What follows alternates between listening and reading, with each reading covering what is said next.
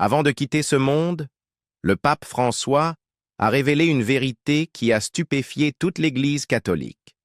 Une vérité concernant celui qu'il considérait comme son successeur spirituel, celui en qui il avait le plus confiance à un moment où l'Église se trouvait à un tournant décisif.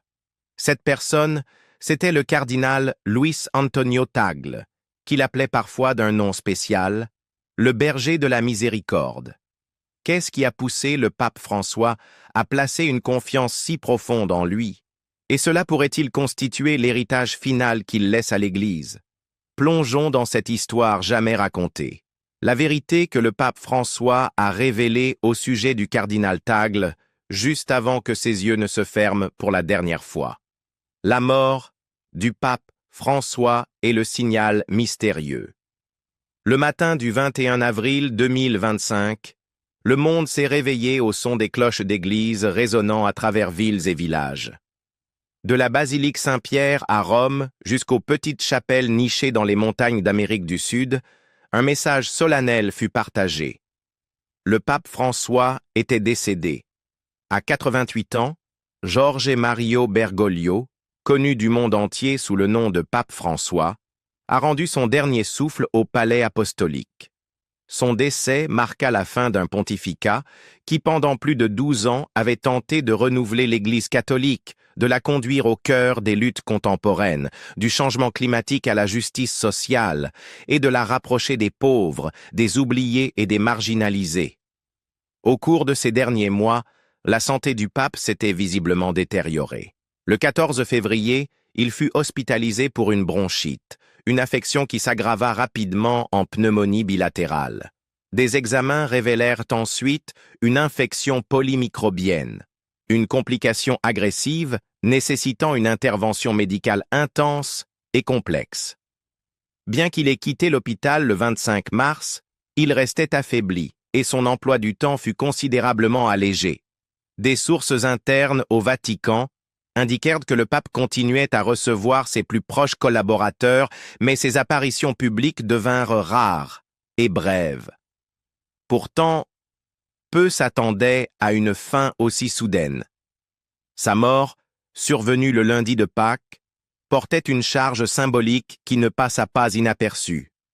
Ce jour, célébré par les chrétiens du monde entier comme un temps de renouveau et d'espérance, devint un moment de réflexion et de deuil. C'était comme si le berger avait choisi l'aube de la résurrection pour entamer son dernier voyage. Mais encore plus intrigants que le moment de sa mort furent les signes subtils que le pape François avait laissés derrière lui. Des signaux indiquant une vision pour l'avenir de l'Église, et peut-être même un indice sur son successeur souhaité. Dans les semaines précédant son décès, François avait de plus en plus souvent évoqué la fragilité de la vie, l'urgence de la miséricorde et la nécessité d'une continuité dans la compassion.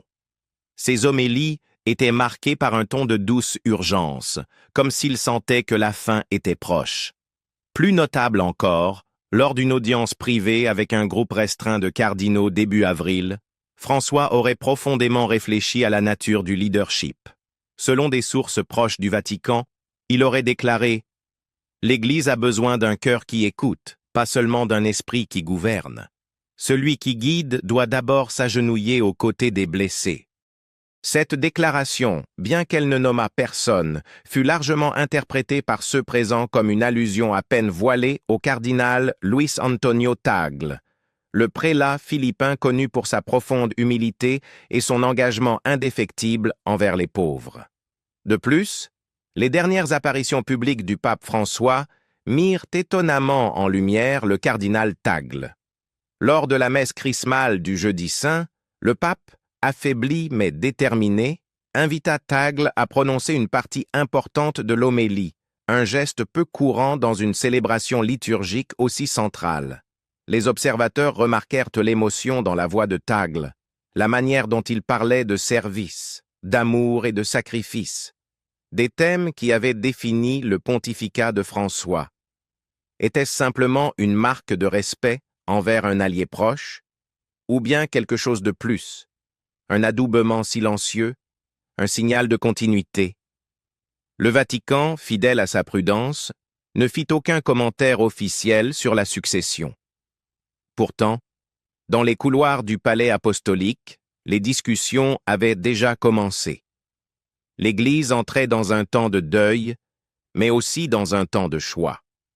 Allait-elle préserver l'héritage de François, le pape des périphéries, ou emprunter une nouvelle voie? Alors que les cardinaux se préparaient à se réunir en conclave, le monde retenait son souffle. Mais pour ceux qui avaient écouté attentivement, le message était clair. François avait montré la voie. Il appartenait désormais aux autres de la suivre. Le lien spirituel entre le pape François et le cardinal Tagle. La relation entre le pape François et le cardinal Luis Antonio Tagle ne relevait pas simplement de la hiérarchie ou d'une collaboration institutionnelle. C'était une profonde parenté spirituelle, née de valeurs partagées, d'une admiration mutuelle et d'un rêve commun pour l'Église. Bien qu'ils soient originaires de coins opposés du monde, l'un de Buenos Aires, en Argentine, l'autre de Manille, aux Philippines, leur cœur battait à l'unisson pour une vision de l'Église. Humble, compatissante et profondément enracinée dans la vie des gens ordinaires. Dès que le pape François accéda au pontificat en mars 2013, le monde sentit un changement. Il fut le premier pape jésuite, le premier issu d'Amérique latine et un chef spirituel qui choisit le nom de François, symbole de simplicité et de service, inspiré de saint François d'Assise. En quelques mois, il devint clair qu'il ne cherchait pas seulement à réformer les structures du Vatican, mais à transformer l'âme même de l'Église. Le cardinal Tagle, bien avant l'élection de François, était déjà reconnu pour son cœur pastoral et sa profondeur théologique. Nommé archevêque de Manille en 2011 par le pape Benoît XVI, Tagle devint rapidement une figure aimée non seulement aux Philippines, mais aussi sur la scène internationale, grâce à sa simplicité, ses homélies émouvantes et son engagement constant auprès des plus pauvres. Son style de leadership, fondé sur l'écoute plutôt que l'autorité, résonnait parfaitement avec le pontificat naissant de François. Leur chemin se croisa de manière significative lors du synode des évêques de 2012 sur la nouvelle évangélisation. À cette occasion, Tagle prononça une intervention marquante qui attira l'attention de nombreux responsables de l'Église. S'exprimant à Rome, il appela l'Église à adopter une posture d'humilité. L'Église doit apprendre à se taire, à écouter davantage qu'à parler.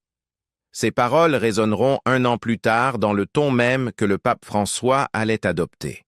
Il n'était donc pas surprenant que, dès l'arrivée de François au pontificat, Tagle gravit rapidement les échelons au sein du Vatican. Le pape voyait en lui un esprit frère, quelqu'un qui incarnait l'idée d'une « Église pauvre pour les pauvres ». En 2015, Tagle fut nommé président de Caritas Internationalis, le principal organe humanitaire de l'Église, actif dans plus de 160 pays. Sous sa direction, Caritas renforça ses missions dans la lutte contre la pauvreté mondiale, le changement climatique et les crises migratoires, des priorités chères au pape François, notamment dans son encyclique Laudato Si. Mais leur lien allait bien au-delà des fonctions. Tous deux rejetaient le cléricalisme, cette idée selon laquelle les prêtres et évêques formeraient une caste supérieure. Ils prônaient une église de service et non de statut. Tagle, souvent surnommé l'évêque des pauvres, menait une vie simple, voyageait avec peu d'accompagnateurs, portait lui-même ses valises et se rendait fréquemment dans les bidonvilles ou les zones frappées par les catastrophes. Le pape François admirait profondément cette attitude. En privé, François louait souvent l'humilité de Tagle. Lors d'une rencontre avec des évêques latino-américains en 2016, il aurait déclaré « Tagle n'a pas besoin qu'on lui dise comment être un berger. Il marche déjà parmi ses brebis. » Leur relation se renforça aussi par leur collaboration sur des réformes sensibles de l'Église. Lorsque François chercha à décentraliser l'autorité, confiant davantage de pouvoir aux évêques locaux, Tagle devint l'un de ses conseillers les plus écoutés. Et lorsqu'il s'agissait de promouvoir le dialogue interreligieux, notamment dans des régions marquées par des tensions entre chrétiens et musulmans, l'expérience de Tagle aux Philippines, pays à forte population musulmane, fut précieuse. En 2019, le pape François prit une décision cruciale. Il nomma le cardinal Tagle préfet de la Congrégation pour l'évangélisation des peuples, l'un des postes les plus influents de la curie romaine, historiquement connu sous le nom de Propaganda Fide. Cette nomination plaça Tagle à la tête des missions de l'Église dans le monde, en particulier en Asie, en Afrique et en Amérique latine, les régions où le catholicisme connaît encore une croissance dynamique. Cette décision fut perçue par beaucoup comme à la fois stratégique et symbolique. Elle montrait que le pape François préparait l'Église à un avenir où le leadership ne serait plus confiné à l'Europe, mais embrasserait le Sud global. Certains y virent même un signe que Tagle pourrait un jour devenir le premier pape asiatique. Au-delà des titres et des responsabilités, il existait une véritable affection personnelle. Dans ses interviews, Tagle appelait souvent François « Saint-Père », mais aussi « mentor » et « ami ». Il déclara un jour « Chaque fois que je lui parle, j'ai l'impression qu'il ne m'écoute pas seulement avec ses oreilles, mais avec son cœur. » Ce lien spirituel, forgé dans l'humilité, le service et les rêves partagés, est devenu l'une des relations les plus commentées au sein de l'Église. À mesure que la santé du pape François déclinait, la figure du cardinal Tagle prenait de plus en plus d'importance, et avec elle, la conviction qu'il n'était pas simplement un collaborateur fidèle, mais peut-être l'héritier de sa vision. Quand la tempête se lève, Tagle face à l'épreuve de la foi. Pour le cardinal Luis Antonio Tagle, la foi n'a jamais été un chemin confortable. Elle s'est forgée dans le feu des épreuves, façonnée dans l'ombre de la souffrance et testée au cœur de tempêtes tant littérales que spirituelles. Si beaucoup le perçoivent comme une figure souriante et douce, un homme chaleureux et humble, derrière ce visage bienveillant se cache un leader ayant affronté certains des plus grands défis du catholicisme contemporain. L'un des moments les plus marquants de la vie de Tagle et de son ministère public survint en novembre 2013, lorsque le typhon Haiyan, l'un des cyclones tropicaux les plus puissants jamais enregistrés, frappa les Philippines. La tempête fit plus de 6000 morts, déplaça des millions de personnes et anéantit des communautés entières. Dans les jours qui suivirent, alors que l'aide internationale tardait à arriver, c'est le cardinal Tagle qui se retrouva au cœur de la dévastation, offrant bien plus que des paroles. Il se rendit dans les zones les plus touchées, notamment à Tacloban, où des corps gisaient encore sans sépulture et où des survivants erraient au milieu des ruines à la recherche d'un espoir. Vêtu de sa simple soutane, Tagle marcha parmi eux, non pas en dignitaire, mais comme l'un des leurs.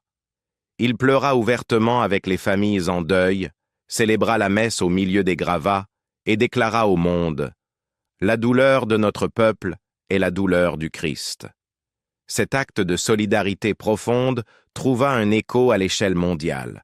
Le pape François, profondément ému par la compassion de Tagle, visita lui-même les Philippines en 2015, déclarant que la souffrance du peuple philippin était une source spirituelle.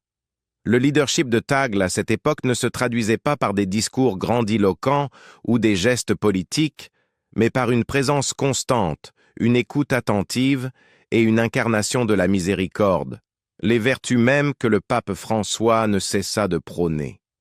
Mais la tempête ne soufflait pas seulement dans les vents et les vagues du typhon Haiyan. Une autre tempête, intérieure cette fois, grondait au sein de l'Église. À mesure que Tagle gagnait en notoriété, les critiques s'élevèrent également, notamment parmi les factions conservatrices de la hiérarchie catholique.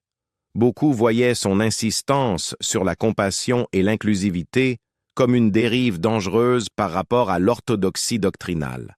Ses déclarations publiques en faveur des catholiques LGBTQ+, des mères célibataires et des personnes divorcées firent sourciller. Lors d'une interview en 2015, Tagle déclara « Nous ne pouvons pas étiqueter les gens comme pécheurs sans d'abord écouter leur histoire. L'Église doit accueillir avant de juger. De telles positions le placèrent en porte-à-faux avec les traditionalistes, qui estimaient que les enseignements moraux de l'Église étaient en train d'être dilués au nom de la popularité. On l'accusa d'être davantage un pasteur qu'un gardien de la doctrine, un homme plus soucieux des émotions que de la clarté théologique. De plus, son influence croissante dans les réformes du Vatican, notamment en matière de transparence financière, le mit en conflit avec certaines structures de pouvoir bien établies. En tant que président de Caritas Internationalis, Tagle plaida pour une plus grande responsabilité dans la gestion des œuvres caritatives de l'Église. Il demanda des rapports plus détaillés sur l'utilisation des fonds, notamment dans l'aide humanitaire, arguant que l'Église devait être pure non seulement dans sa mission, mais aussi dans ses moyens. Cette position suscita de fortes résistances de la part de certains responsables de la Curie, qui voyaient dans ces initiatives de transparence une menace à leur contrôle de longue date sur les finances du Vatican. En coulisses, on murmurait que Tagle était trop idéaliste, trop naïf pour les rouages impitoyables de la politique romaine. Et pourtant, à travers toutes ces tempêtes, Tagle resta inébranlable dans sa foi. Il citait fréquemment Philippiens 4,13 « Je puis tout en celui qui me fortifie ». Son calme, presque serein face à la controverse, devint l'une de ses marques distinctives. Il refusa de s'engager dans des disputes publiques, préférant écouter, prier et guider par l'exemple. En 2019, lorsque le pape François le nomma préfet de la Congrégation pour l'évangélisation des peuples, beaucoup y virent à la fois une reconnaissance et une mise à l'épreuve. Ce poste, surnommé le Pape Rouge, conférait à Tagle l'autorité sur l'activité missionnaire de l'Église dans le monde. C'était une fonction qui le plaçait au cœur même des régions où l'Église connaît une croissance vigoureuse, l'Asie, l'Afrique et l'Amérique latine, des territoires jeunes, dynamiques et de plus en plus centraux dans l'identité catholique. Mais avec ce nouveau rôle vinrent aussi de plus grandes attentes. Tagle saurait-il gérer les exigences complexes de la bureaucratie vaticane? Son cœur pastoral résisterait-il aux intrigues politiques de Rome? Un haut responsable du Vatican, sous couvert d'anonymat, confia « Tagle est aimé du peuple, sans aucun doute. Mais l'amour ne suffit pas à gouverner l'Église, il faut de la stratégie. » Le combat au sein de l'Église. Dans les couloirs du Vatican, le pouvoir ne s'exerce pas seulement à travers les titres et les fonctions, mais aussi à travers les idées. Et rares sont celles qui ont autant divisé l'Église que celles entourant le cardinal Luis Antonio Tagle. Bien qu'aimé par beaucoup pour son humilité et son approche pastorale, son ascension n'a pas été accueillie avec enthousiasme par l'ensemble de la hiérarchie ecclésiastique. Pour certains, notamment parmi les factions les plus conservatrices, Tagle représente une rupture dangereuse avec la stabilité doctrinale qui a longtemps caractérisé le catholicisme romain. Ces critiques voient en lui un perturbateur, quelqu'un qui, à leurs yeux, privilégie la miséricorde au détriment de la vérité et la compassion au détriment de la discipline. Son soutien public à la communauté LGBTQ+, sa volonté de dialoguer avec les catholiques divorcés et ses appels à une plus grande inclusion ont suscité des accusations selon lesquelles il diluerait les enseignements moraux de l'Église. Dans une interview de 2015, Tagle critiquait ouvertement le traitement historique des groupes marginalisés par l'Église, déclarant « Beaucoup se sentent étiquetés, jugés et exclus. Nous devons ouvrir nos cœurs et nos portes. » De telles déclarations, bien accueillies par les catholiques progressistes, ont provoqué de vives réactions de la part des traditionalistes. Certains théologiens conservateurs influents affirment que l'approche de Tagle risque de transformer l'Église en simple institution de services sociaux, au lieu d'être la gardienne des vérités éternelles. Ils redoutent que son insistance sur l'écoute et le dialogue mène au relativisme, où la doctrine deviendrait malléable face aux courants culturels et à l'opinion publique. Au cœur de cette tension se trouve le cardinal Pietro Parolin, secrétaire d'État du Vatican depuis 2013. Diplomate chevronné et administrateur expérimenté, Parolin incarne les valeurs de la continuité institutionnelle et de la réforme mesurée. Contrairement à Tagle, souvent perçu comme un visionnaire pastoral, Parolin est vu comme un pragmatique, un homme qui maîtrise les subtilités du gouvernement Vatican et l'importance de préserver l'autorité de l'Église dans un monde en perpétuelle mutation. L'influence de Parolin au sein de la curie est considérable. Deuxième personnage le plus puissant après le pape, il a joué un rôle clé dans la négociation d'accords internationaux, dont l'accord controversé de 2018 avec la Chine sur la nomination des évêques. Si certains ont salué cela comme une avancée diplomatique, d'autres y ont vu une concession face à l'autoritarisme. Quoi qu'il en soit, la capacité de Parolin à manœuvrer dans la sphère géopolitique a renforcé sa stature auprès de ceux qui privilégient la stabilité plutôt qu'un changement radical. Le contraste entre Tagle et Parolin illustre une lutte idéologique plus vaste au sein de l'Église. Faut-il adopter une identité plus inclusive et missionnaire, ou bien réaffirmer le socle doctrinal traditionnel? Les partisans de Tagle soutiennent que l'Église doit aller vers les périphéries, comme le répétait souvent le pape François, tandis que le camp de Parolin estime que sans un centre solide, l'Église risque de perdre son âme. Ce combat n'est pas purement théorique. Il façonnera l'avenir de l'Église. À l'approche du conclave, le choix entre la vision d'un renouveau compatissant porté par Tagle et l'attachement prudent à la tradition défendue par Parolin déterminera non seulement qui portera la soutane blanche, mais aussi quelle Église le monde verra dans les décennies à venir. L'héritage final. Le murmure d'un pape. Avant de rendre son dernier souffle, lors d'une prière à la basilique papale Sainte-Marie Majeure, le pape François murmura à ceux qui étaient les plus proches de lui, « Si vous voulez savoir qui comprend le cœur de l'Église, regardez Tagle. Il porte en lui le souffle de l'amour. » Bien qu'il n'ait jamais fait de nomination officielle, ses paroles résonnaient comme un héritage, un message laissé derrière lui. Le pape François croyait que Tagle pouvait poursuivre son rêve inachevé, une église pour les pauvres, une église qui écoute. Aujourd'hui, alors que le conclave des cardinaux se prépare à se réunir, la question de la succession ne se résume pas à choisir une personne. Il s'agit de choisir une voie. L'Église poursuivra-t-elle le chemin de la miséricorde ou reviendra-t-elle au refuge de la tradition? Tagle, le premier Asiatique à avoir une réelle chance de devenir pape, porte avec lui non seulement un espoir, mais aussi un défi pour une Église longtemps dominée par l'Europe. Avant de quitter ce monde, le pape François n'a pas laissé une liste, il a laissé l'amour. Et cet amour, il l'a vu en Tagle. Désormais, le monde catholique se trouve à la croisée des chemins.